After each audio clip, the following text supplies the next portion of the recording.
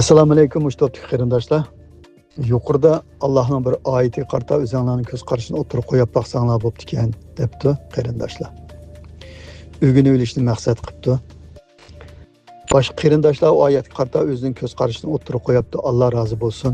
Alloh tafakkurini, aqli tafakkurini ziyoda qilsin. Alloh tafakkur qilmaydigan, aqlni ishlatmaydigan, Allohning oyatlari to'g'riliq o'ylashmaydigan, u to'g'riliq izlanmaydiganlardan qilib qo'yishdan saqlasin. Allah aqlni ishlatmaganlarning ustiga pestik yog'dirdiganligini, aqlni ishlatmaydigan, tafakkur qilmaganlarning ustiga maynachilik yog'dirganligi to'g'riliq oyat bor va uningdan boshqa oyatni tafakkur qilishga, izlanishga, u to'g'riliq o'ylanishga Allah bizga ruxsat qilgan va buyurgan. O'ylanishni va tafakkur qilishni farz qilgan Allah bizga. Endi bu oyatga o'zimning ko'z qarashini o'tirib qo'yishdan burun bir narsani eskartib qo'yay. Oyat ana ashad turibdi. Uning bizni iymon keltiruglik. Uning qarta o'zimizning ko'z qarashini o'tirib qo'ysak, boshqa qarindoshlarning qarashi bilan o'xshamaydigan chiqib qolsa, kofir qilib etmanglar. Balkim sizlar o'ylagandan chunqur o'ylayotganda yoki sizlar o'ylagandan ojiz o'ylab qolayotganda yoki sizlar o'ylagandek o'ylamay qilayotganda. Çoxum Allah'ın ayetleri to'g'risida har xil tushunchalar, har xil tafakkurlarni o'tirib qo'yishimizni, o'ylashimizni, o'zimizning tafakkurlarini o'tirib qo'yib, eng yaxshi xulosa chiqarishimizni Alloh buyurgan. Shuning uchun oyatga bo'lgan tushunchamizni o'tirib qo'ygan vaqtimizda bir narsani inkor qilding, ani inkor qilding, mani inkor qilding emas. Mush oyatga bo'lgan mushning tushunchasi qandaqdir? Ras oyatdan ashundaq mazmun chiqamdigandi deb o'ylashsaqlar, mana bu çağda onun degan Qur'onni o'rganaymiz. Endi so'ralgan oyat qaysi oyat desanglar, har qanday bir qavm o'zidagi illatni tugatmagicha, o'zini tuzimigicha Alloh ulardagi illatni tugatmaydi va tuzab qo'ymaydi degan oyatga.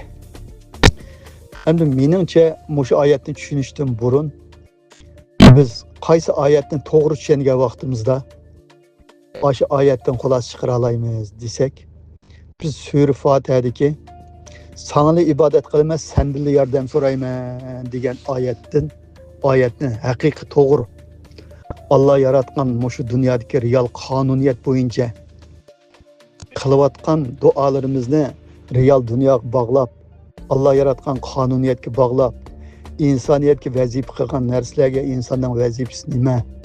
Ma real dunyo qandoq? Allah bizni nimalarga buyuryapti, nimadan to'sayotdi? Lekin bizning qilayotgan duolarimiz mushu real dunyo bilan o'xshash chiqyapti, chiqmayapti. Chiqmayotgan bo'lsa, qayerga ketkizib qo'yapmiz?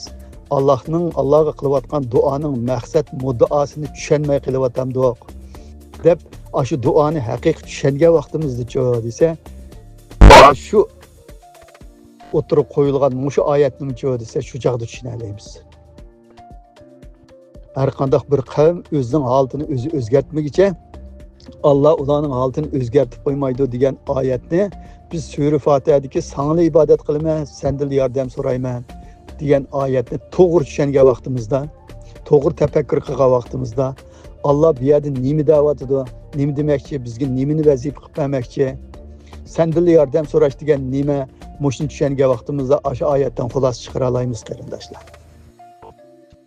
Endi bu sendan yordam so'rayman degan gap, sana ibodat qilish degan gapni hammamiz tushunamiz.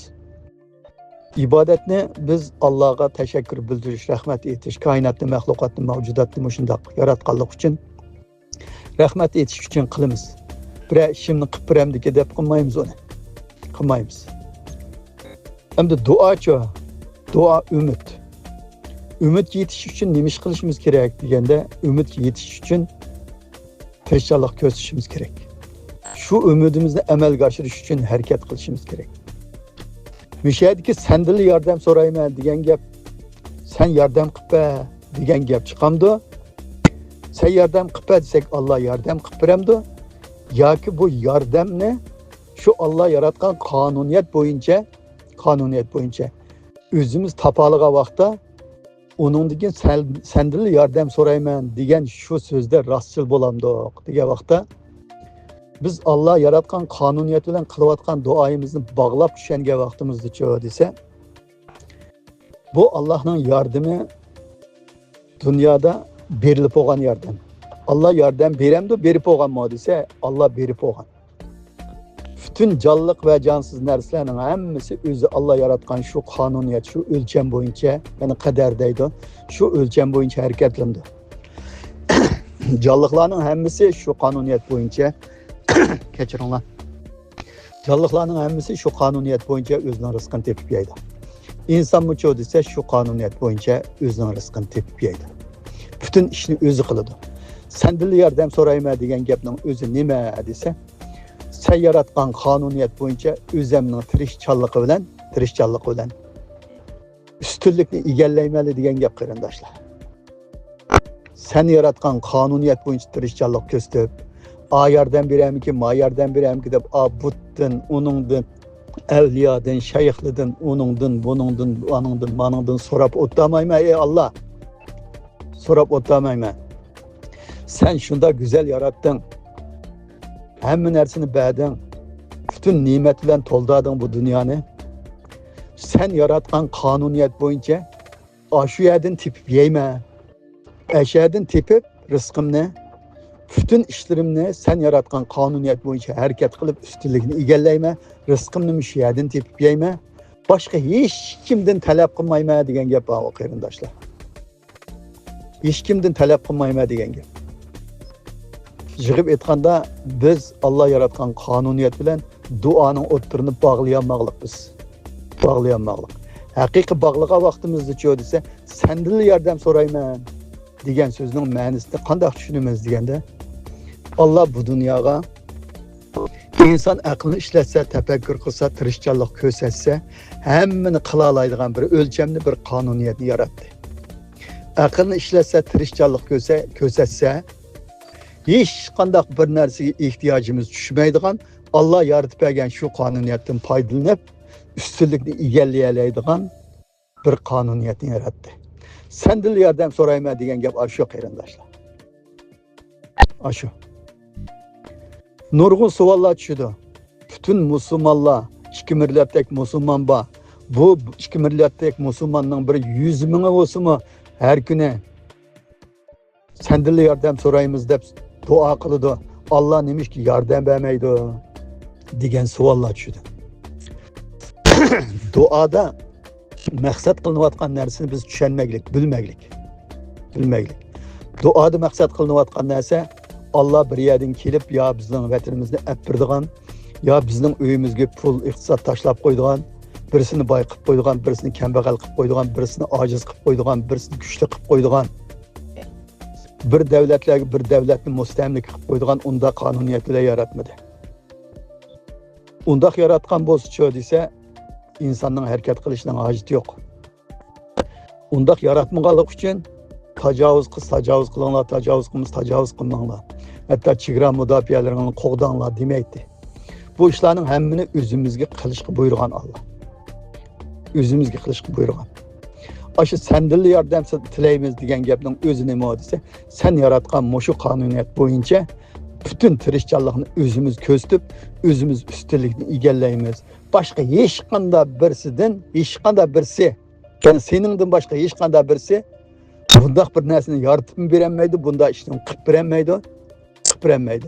Bunda qolaylikni, sharoitni, fursatni berolmaydi. Shuning uchun sendil so'raymiz. Yani sen mushu yaratgan qonuniyatni so'rab, shu qonuniyat bo'yicha tirishchanlik ko'rsatib, ustunlikni egallaymiz degan gap. Mana mushu sura Fatihadagi sendil yordam so'raymiz degan shu nuqtani haqiqiy tunib yetgan vaqtimizda, undan keyin har qanday bir qavm o'zidagi nachar holatni yo'qotmoqchi, biz ularni o'zgartib qo'ymaymiz yoki o'zidagi shu nachar holatni tuzatmaguncha biz ularni tuzatmaymiz deganni undan keyin tushundim. Demek, mushu davrning o'zidami ba'zi qarindoshlar ba'zi bir gaplarni qilib o'tirdi. Bir haftaning oldidami, bir oyning oldida qildi. Boshqa bir qarindoshimiz uningga chiroyli raddiyani berdi. Uyg'ur xalqining hammasi 5 vaqt namoz o'qib ketgan bo'lsa, bu ishlarimiz hal bo'lib ketadi dedi. Ya u undaq tushunib olsak bo'lmaydi. Hammamiz 5 vaqt namoz o'qib ketaylik, hammamiz ro'za tutib ketaylik, hammamiz shunda ixlosmand bo'lib ketaylik. Hammamiz bir-birimizga shunda ko'yimchan bo'lib ketaylik. Lekin bizning ustun bo'lishimizga sabab bo'ladigan bir narsa qilmasaqchi desa, ustun bo'lmay ash ko'yimchan altimizda, ash pokiza altimizda yuraveramiz. Dunyolik ishlarimiz rivoj topmaydi, taraqqiy qilmaydi. Biz ixlosmand bir musulmon bo'lish bilan, ko'yimchan bo'lish bilan, haqiqiy insondek bir bo'lish bilan birga butunlay ishlarimizni o'zimiz qilmasaqchi desa, bu ishlar tuzalmaydi. Buni o'zimiz qilamiz. Nurg'un qarindoshlar 5 vaqt namozni vaqtida o'qigan bo'lsak, ro'zani ixlosmandlik bilan tutgan bo'lsak, yolg'on gap qilmagan bo'lsak, o'qimagan bo'lsak, bu qilmagan bo'lsak, bizning ishlarimiz tuzilib ketadi. Mana shu chaqda biz o'zimizni isloh qilgan bo'lardik, o'zimizni tuzatgan bo'lardik deydi. To'g'ri, bu inson bo'lishning bir chiroyli bir sifatlari, ashunda bo'lish kerak. Koinotni, mahluqotni, mavjudotni yaratgan Allohga ashunda ixlosmandlik bilan ibodat qilib haqiqiy insondek yashash kerak. Yashash kerak. Lekin shu ishlarning hammani cho'disi o'zimiz qilishimiz kerak. O'zimiz qilishimiz kerak. Biz shu ixlosmandlik o'zi kifoya qilamiz desa, kifoya qilmaydi.